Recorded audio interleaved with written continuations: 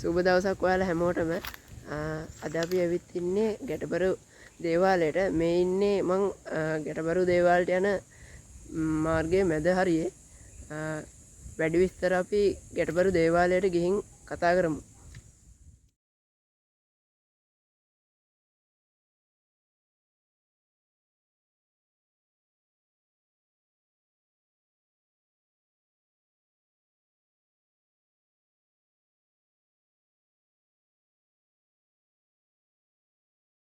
ගැටබරු කන්දේ මුදුනේදි බැඳුණු පෙම්හිත දෙවිවරු ඇන්දේ පුදකොට විපුණු මල් මත රජ්ජුරු බණ්ඩාර දෙවියනේ ඇගේ අත ලබා ගන්න වරම් දෙන්න යොමා සවනත.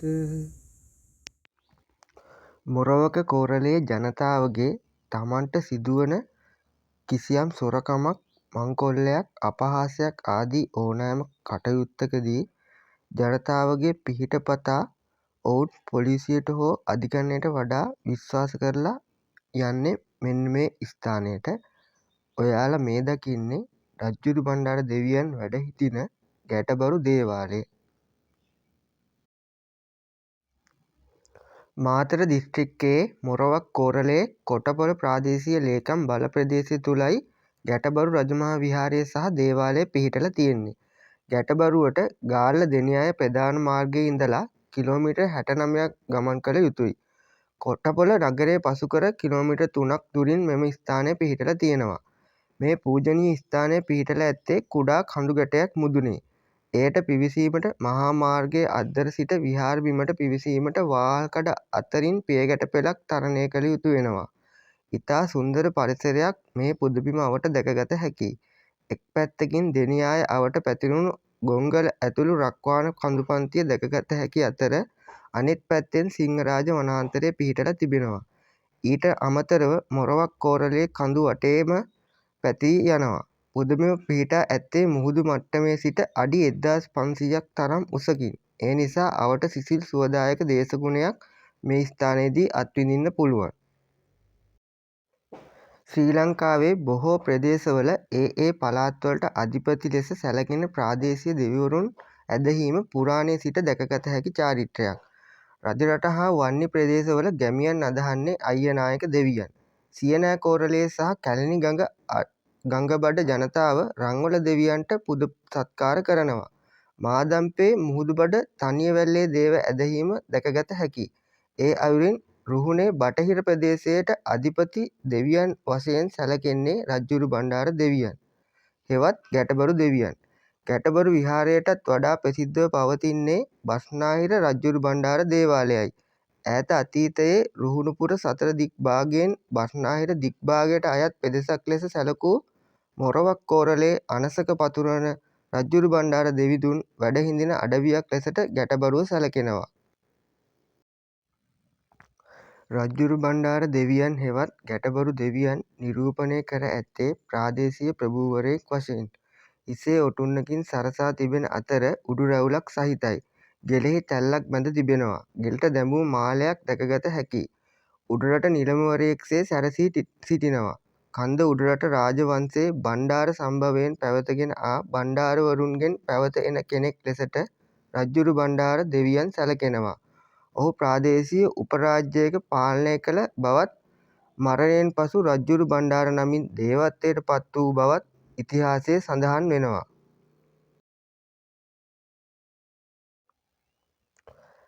මරණයෙන් පසු දේවත්වයට පත්වුණු රජ්ජුරු බණ්ඩාර දෙවියන් අසාධාරණයට එරෙහිව කරන ඉල්ලීම් වලදී බැතිමතුන්ට කඩිනම් ප්‍රතිඵල ලබා දෙන දෙවි කෙනෙක් ලෙස එය ප්‍රදේශයේ ප්‍රසිද්ධියට පත්වී සිටිනවා. මොරවක් කෝරළයේ කිසියම් අයෙකුගේ ඔවුන්ට සිදුවන අසාධාරණයක් ඔවුන්ගේ සොරකමක් ආදී සිදුවීමකදී හෝ ඔවුන්ට සිදුවන අපහාස අවලාද වලදී ඔවුන් පොලිසියට හෝ අධිකරණයට නොගොස් කෙළින්ම මේ ගැටබරු දේවාලයට ඇවිත් රජ්ජුරු බණ්ඩාර දෙවියන්ට පුද පූජා පවත්වා පැමිණිලි කරන බවට තමයි සඳහන් වෙන්නේ. මොරවක් කෝරළේ හා දෙනියාය ප්‍රදේශය ආශ්‍රිතව ගව සොරකමක් වේද නිවසක් සොර බිඳීද කාට හෝ අපහාසයක් අවලාදයක් සිදුවේද බොහෝ අය ඒ ගැන පැමිණිලි කිරීමට පොලිසිය වෙත යාම වෙනුවට කරන්නේ මේ ගැටබරු දේවාලය වෙත පැමිණීමයි. ඒ තරමටම රජ්ජුරු බණ්ඩාර දෙවියන් වැරදිකරුවන්ට දෙන දඬුවම් පිළිබඳව විශාල විශ්වාසයක් මේ ප්‍රදේශයේ ජනතාව අතර පවතිනවා. එබැවින් මේ ගැටබරු දේවාලයේ ආශ්‍රිත මේ ප්‍රදේශය හාස්කම් වලින් සපිරි පුණ්‍ය භූමියක් විදියට තමයි සලකන්නේ. දුකට මෙන්ම සැපතටද සිටින ගැටබරු දේවාලය සොයා ගැනීම පිළිබඳවද ඇත්තේ අපූරු කතන්දරයක්. ක්‍රි.ව. 1834 දී කොටපොළ කෙසෙල් කොරටුවේ ගෙදර පදිංචි එලියස් හාමි නැමැති දඩයක්කරු සතුන් දඩයම් කිරීමට මේ ගැටබරු කන්දට ගොස් තිබෙනවා. එවිට ඉදිරියෙන් පැමිණි ගෝනෙක් ආපසු හැරී දුවගොස් තිබෙන අතර ඌ නතර වී ඇත්තේ ගල් ලෙනක් තුලයි. ඒ පසුව දුවගිය දඩයක්කරුට දැකගත හැකි වූයේ ගල් ලෙන තුල 18 රියන් බුදුපිළිම වහන්සේ නමක් වැඩ හිඳින බවයි.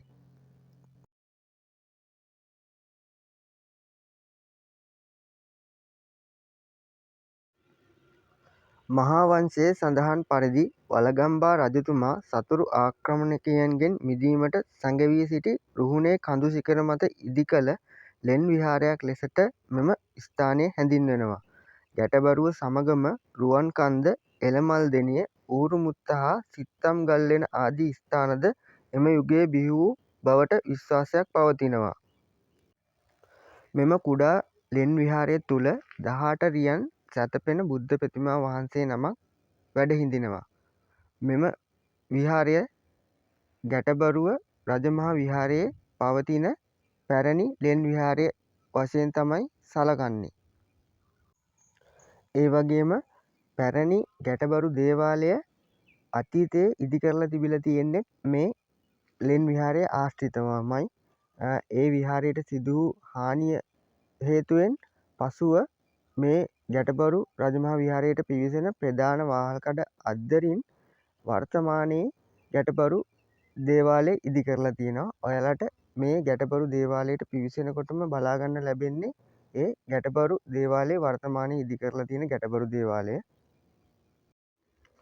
රුහුණේ පුංචි කතරගම නමින් හඳුන්වන මේ ගැටබරු දේවාලය 1956 වර්ෂයේ සිට ඇසළ පෙරහර මංගල්‍යය ආරම්භ කරලා තියෙනවා. ඉතින් ගැටබරු පෙරහර සෑම වර්ෂයකම ඇසළ මාසයේ වීදි සංචාරය කරනවා.